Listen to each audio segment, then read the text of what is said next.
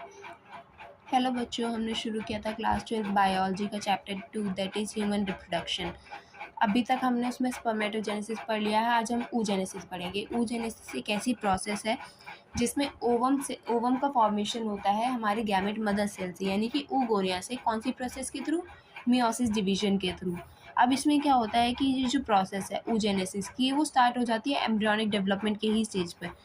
अगर कोई भी फीमेल है जो वो प्रेग्नेंट है, उसके अंदर बेबी गर्ल का ही फीटस है, तो उसी प्रेगनेंसी की ही स्टेज पे, यानी एम्ब्रियोनिक डेवलपमेंट की ही स्टेज पर oogenesis की प्रोसेस स्टार्ट हो जाती है। उसमें क्या होगा कि couple of million of gamete cells जो हैं वो फीमेल जो बेबी गर्ल है उसके ओवरीज में आ जाते हैं, क्योंकि बर्थ के बाद कोई भी oogonia सेल ऐड नहीं होता।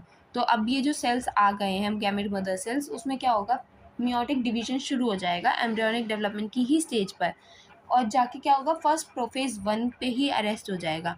मियोटिक डिवीजन 1 के प्रोफेज 1 पे जब वो अरेस्ट हो जाएगा तो उस जो गैमेट है उसको हम प्राइमरी फॉलिकल कहते हैं। अब इसके बाद क्या होगा, इस प्राइमरी फॉलिकल के आसपास ग्रैन्युलोसा सेल्स की लेयर बनना शुरू हो जाती है, और ग्रैन्युलोसा सेल्स की जब लेयर बन जाती है तो हम उस प्राइमरी oocyte को प्राइमरी फॉलिकल बोलना शुरू कर देते हैं। इसके बाद क्या होगा, बर्थ हो गया गर्ल का। प्यूबर्टी तक क्या होगा कि 60,000 से लेकर 80,000 तक ही प्राइमरी फॉलिकल्स बचते हैं ओवरीज पे। अब ये जो प्राइमरी फॉलिकल है, इसके आसपास और भी ज़्यादा ग्रेन्युलोसा सेल्स की लेयर बनना शुरू हो जाती है, जिसकी वजह से क्या होगा, एक थीका का फॉर्मेशन होगा। और इस वजह से क्या होगा, जो अभी प्राइमरी फॉलिकल था अब हम उसको सेकेंडरी फॉलिकल बोलना शुरू कर देते हैं। अब ये जो सेकेंडरी फॉलिकल है ये टर्शरी फॉलिकल में कन्वर्ट हो जाता है। क्यों? क्योंकि इसके अंदर एक फ्लूइड फिल्ड कैविटी का फॉर्मेशन हो जाता है जिसको हम एंट्रम कहते हैं।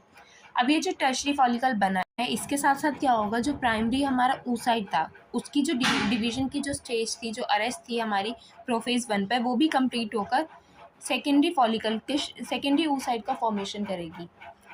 जो टर्शरी फॉलिकल था अब उससे अब सेकेंडरी oocyte का फॉर्मेशन हो जाएगा। जो एक अनइक्वल डिवीजन हुआ था उससे क्या हुआ, एक सेकेंडरी oocyte का फॉर्मेशन हुआ, उसके अलावा एक टाइनी पोलर बॉडी का फॉर्मेशन हुआ। अब ये जो सेकेंडरी oocyte था ये फर्दर क्या करेगा, मैच्योर होकर ग्राफिन फॉलिकल का फॉर्मेशन करेगा, जिसके आसपास क्या होगा, जोना पेल्यूसिडा की एक मेम्ब्रेन का फॉर्मेशन हो जाएगा। अब ये सेकेंडरी oocyte फर्दर जाएगा मियोटिक डिवीजन 2 में, और उसकी वजह से क्या होगा कि ओवम का फॉर्मेशन होगा फर्दर एक और पोलर बॉडी के फॉर्मेशन के साथ। और जब ओवम रिलीज होगा तो वो प्रोसेस उसको कहते हैं हम ओव्यूलेशन।